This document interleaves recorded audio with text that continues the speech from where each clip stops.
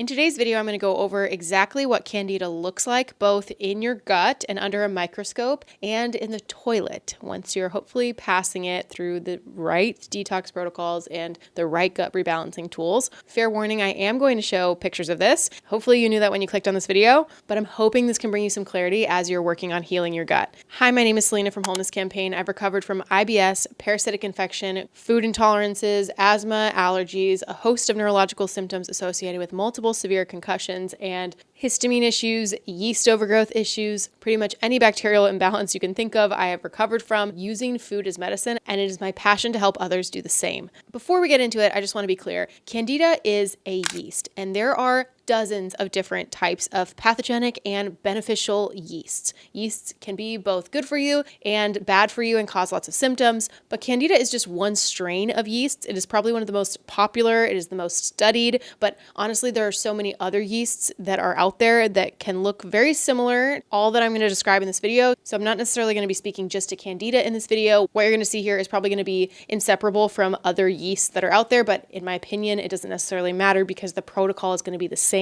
So let's start with in the digestive tract. When Candida is in the digestive tract, it's going to appear kind of like a tree. It's got these long, wormy-like tentacles that spread through the digestive tract. They actually break through it. They tear through the gut lining, and their growth is really a major reason behind this phenomenon we call leaky gut, where there's holes in the digestive lining or gaps in the epithelial cells that allow for undigested food and stool to basically leak into the bloodstream and affect the immune system. This is actually why there's a huge link between yeast overgrowth and autoimmunity, is because what's actually triggering the immune system is this damage to the gut lining that is caused by this pathogenic overgrowth. Now, this is not just yeast. This applies to other forms of bacteria and pathogens like parasites that also function similarly. And there is actually one substance that reverses all of this damage, actually decapitates all of this yeast, these tentacles, literally chops it off. And I'm going to talk more about that substance a little bit more in the end here. But you can see here under the microscope, this is what it looks like. It looks like this really big kind of branch-like structure that's got lots of different legs and it's extending in all sorts of directions. Now, if you do any work on rebalancing your microbiome, whether it's just taking a probiotic or introducing a fermented food, you're going to start to notice potentially that you might be passing some Candida or yeast in your stool. And so now I want to show some images of what that might look like for you as you're doing this detox work, as you're rebalancing the internal ecosystem of your gut microbiome, what it might actually look like in the toilet. As you can see here, it looks like this white kind of clumpy, stringy, mucus-like substance in the stool.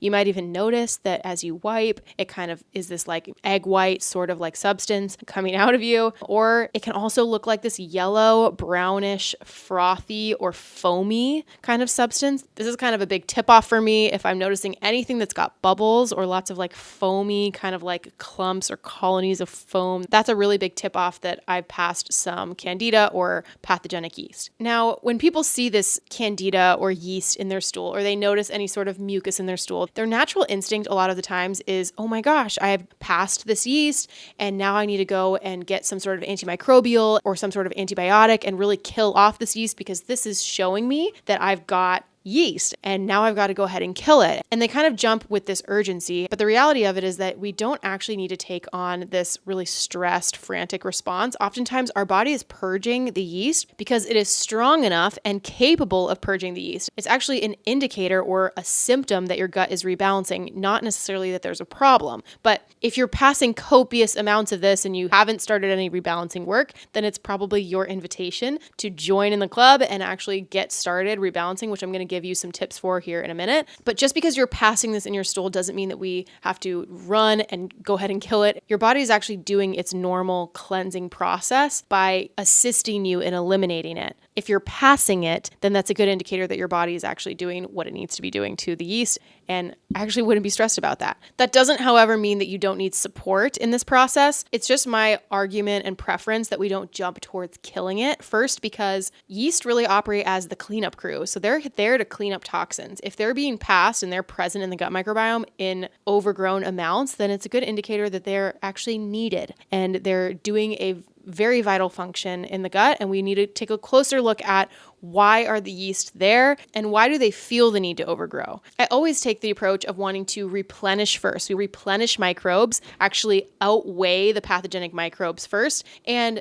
detox, actually deal with the food source, these toxins, before we go ahead and try to just kill the yeast. Because I think anytime we are taking a root cause approach, we're going to yield much more lasting results in our healing than if we were just trying to go ahead and kill off what we think is the problem, but there's actually usually deeper layers to what's going on. Okay, before I get into what to do, I want to just share what not to do. I want to share a little experience I had with borax. So borax is a form of boron. I am going to say that it is neither good nor bad. I actually think that boron is a very essential mineral, but I got a homeopathic thing of borax because I had a canker sore that I was trying to get rid of, and I went to the health food store and basically asked if there was anything for canker sores. Now, I didn't know this at the time, but borax works for canker sores because canker sores are a symptom of yeast. So you can actually use borax as a way to kill yeast. Not what I'm recommending. None of this story is what I'm recommending. This is what not to do, you guys. So I went ahead and I used the borax for the canker sore, but in reality, the canker sore was there because I bit my cheek. So I wasn't even actually tackling the root cause. That was like not helpful, but I ended up taking it because I was also kind of curious about boron, learning about boron at the time. I took probably way too much of this, you guys, and immediately passed massive amounts of yeast. And I knew exactly what I had done at the time because I knew the function of borax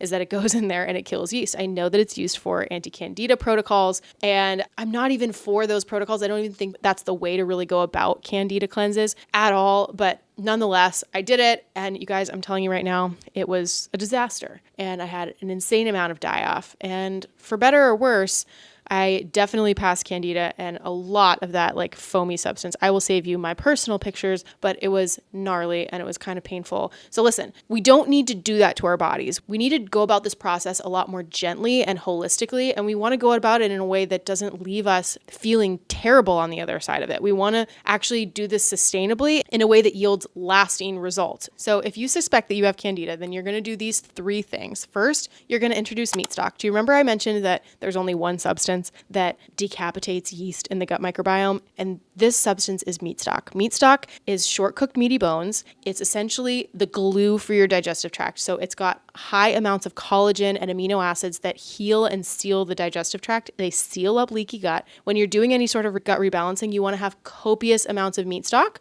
because it's going to do that leaky gut healing work.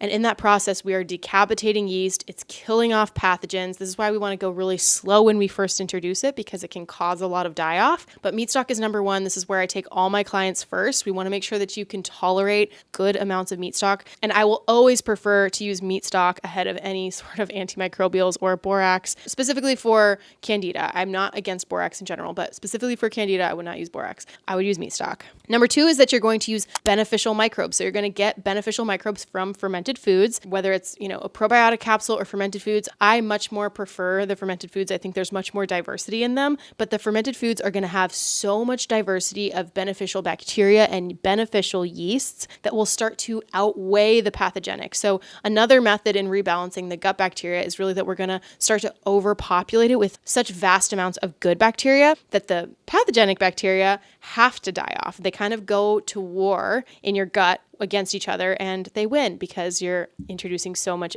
of the good bacteria. So you got to feed the good guys and you got to give them enough soldiers in that war to win. And the third thing you're going to do is detox. And detox, particularly in the form of enemas, this is where I see the best results with clients actually seeing the Candida come out and passing it.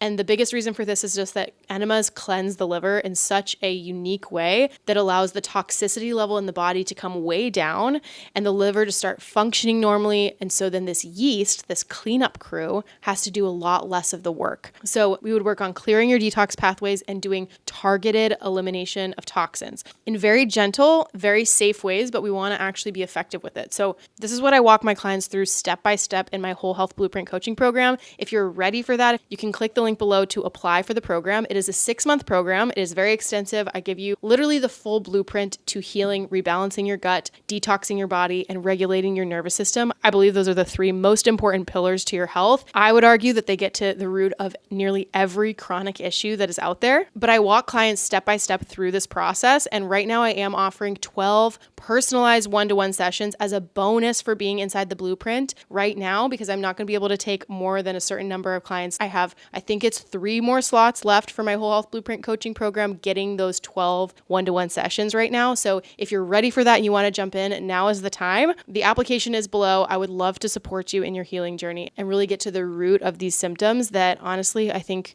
conventional medicine has no answers for. And quite frankly, functional medicine has been leaving us in the dust here, you guys. So if you got any value out of this video, like the video and subscribe to my channel for more root cause gut health related content like this. And I will see you guys in the next one.